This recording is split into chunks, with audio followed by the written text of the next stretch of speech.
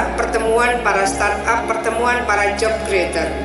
Ini yang harus terus diberikan penguatan. Yakinlah bahwa anak-anak muda sudah bisa membuka lapangan kerja untuk dirinya sendiri dan untuk jejaring, untuk kawan-kawannya, untuk koleganya, dan untuk pasar yang lebih luas. Para startup menjadi bagian yang sangat penting untuk terus membangun konsolidasi bagaimana percepatan-percepatan bisa dilakukan.